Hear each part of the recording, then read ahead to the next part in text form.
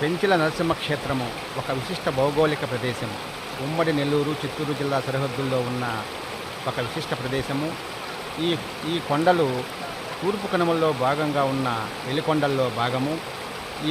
ఈ ప్రదేశంలో ప్రధానంగా ఈశాన్య ఋతుపవన కాలంలో అక్టోబరు, నవంబర్ మాసాల్లో వర్షాలు కురుస్తాయి. ఈ వర్షాలు నెల్లూరు జిల్లాకు చాలా కీలకమైన వర్షాలు. ఈ పెంచిలకోన క్షేత్రం వద్ద విస్తరించిన అరణ్యము ఒక అభయారణ్యము. ఈ అభయారణ్యాన్ని పెంచిలకోన అభయారణ్యం అంటారు. మన దేశంలో విశిష్టమైన భౌగోళిక ప్రదేశము, ఎంతో ప్రకృతి వైవిధ్యం కలిగిన ప్రదేశము, అరుదైన వృక్ష జాతులకు నిలయము ఈ పెంచిలకోన అభయారణ్యం. కండలేరు ప్రవాహం ఉమ్మడి నెల్లూరు జిల్లాలో ఒక ప్రధాన నదీ ప్రవాహము ఈ కండలేరు ప్రవాహము. ప్రధానంగా ఈ నీటి ప్రవాహము ఈశాన్య ఋతుపవన కాలంలో అక్టోబరు, నవంబర్ మాసంలో కురిసే వర్షాల వల్ల ఈ నదీ ప్రవాహం ఏర్పడుతుంది.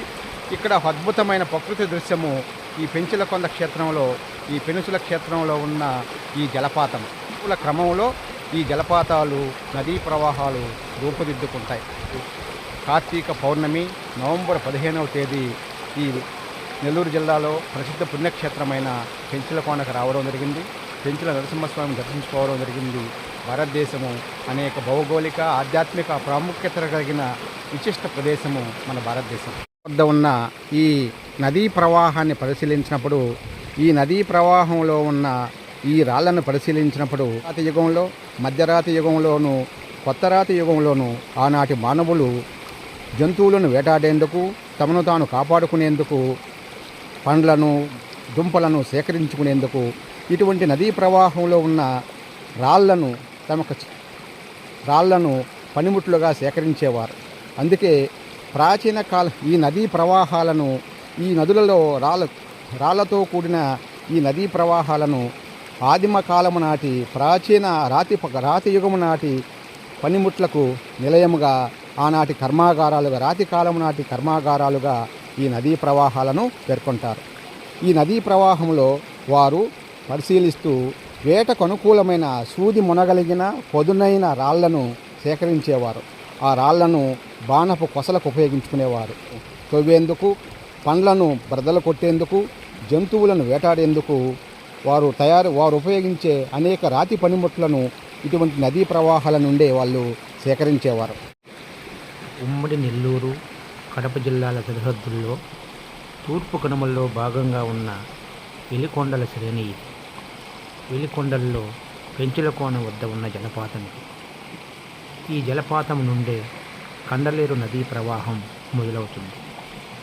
ఇటువంటి ఒక రాయిని వారు చేతిలో పిడికిలతో బిగించి ఈ రాతి సహాయంతో ఒక దుంపను త్రవ్వడానికి, ఒక వేటాడిన జంతువు యొక్క చర్మాన్ని చీల్చడానికి ఇటువంటి మొనకలిగిన రాతిని ఉపయోగించేవారు.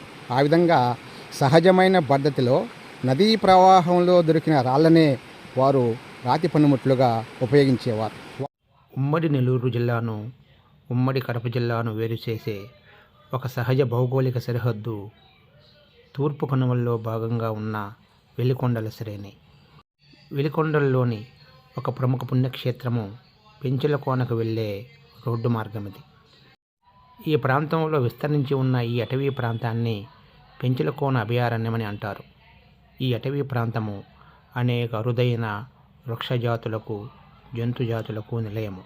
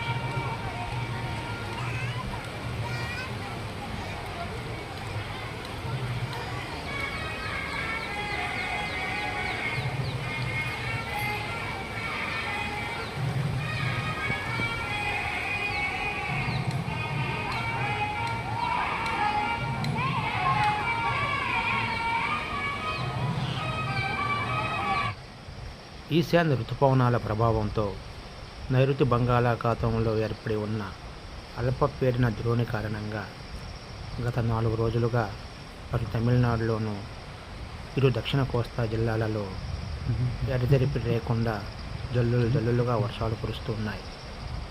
ఈరోజు నవంబర్ 15వ తేదీ పెంచిలకోన క్షేత్రం వద్ద ఉన్న వెలుగొండలను ఆవరించి దట్టమైన మేఘాలు విస్తరించి ఉన్నాయి. ఈరోజు మధ్యాహ్నం ఈ ప్రాంతంలో ఒక అరగంట పాటు భారీ వర్షం కురిసింది. గత కొన్ని రోజులుగా కురుస్తున్న వర్షాల కారణంగా పెంచిలకోన క్షేత్రం వద్ద ఉన్న ఈ జలపాతము జలకళను ఈ దృశ్యాలు పర్యాటకులకు ఈ క్షేత్ర సందర్శనకు వచ్చిన భక్తులకు ఆనందాన్ని కలిగిస్తున్నాయి.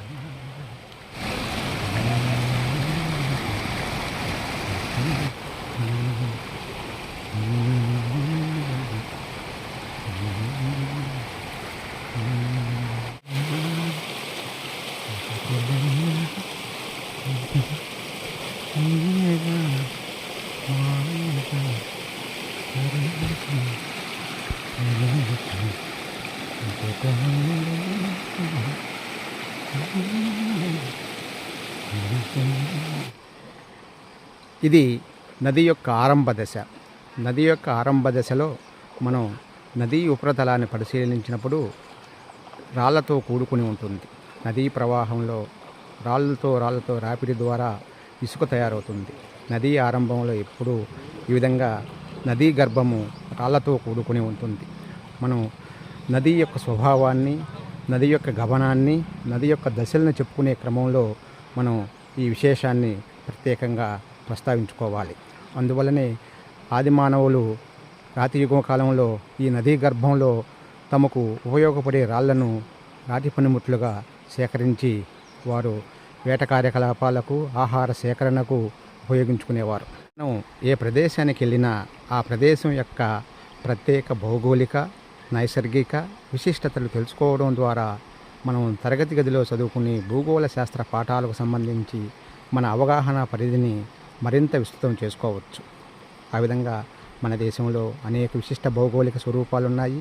ఆ భౌగోళిక స్వరూపాలు ఏ విధంగా ఏర్పడతాయి, వివిధ నదులు, నదీ ప్రవాహాలు, పర్వతాలు, కొండల యొక్క ఉనికి ఏ విధంగా వచ్చింది అనే విషయాన్ని తెలుసుకునే క్రమంలో మనం సందర్శించే భౌగోళిక ప్రదేశం యొక్క విశిష్టత తెలుసుకోవడం ద్వారా మనం ఆయా అంశాలకు సంబంధించి మన అవగాహన పరిధి పెరుగుతుంది.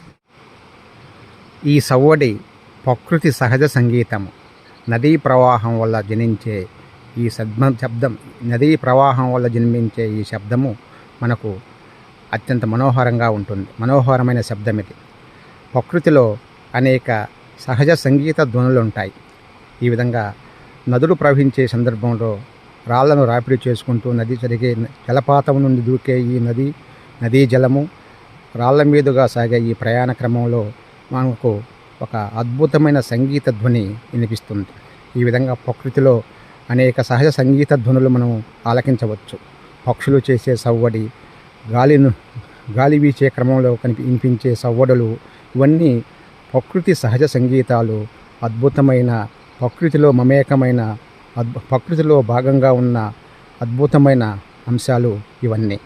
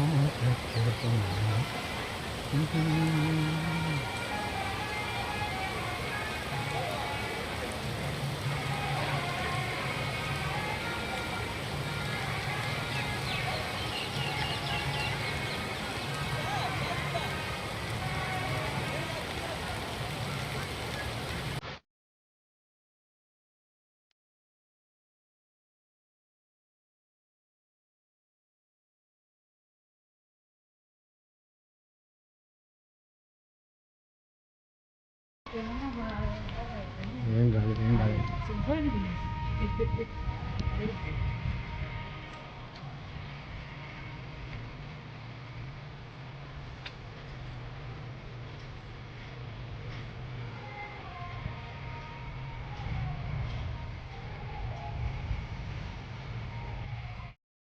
నవంబర్ 15వ తేదీ కార్తీక పౌర్ణమి రోజున మధ్యాహ్న సమయంలో పెంచులకోన క్షేత్రంలో ఓ మోస్తరు జల్లు కురిసింది.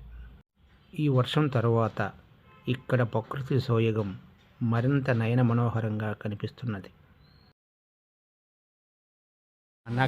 వాన కాదు వరద రాజా, పూలవాన కురియాలి వరద రాజా. పెంచులకోన క్షేత్రంలో వర్షంలో కనువిందు చేస్తున్న జలపాత దృశ్యము, అద్భుతమైన ప్రకృతి సోయగం ఈ దృశ్యం. ఈరోజు కార్తీక పౌర్ణమి. ఈ పర్వదిన సందర్భంగా పెంచులకోన క్షేత్రాన్ని సందర్శించడం జరిగింది.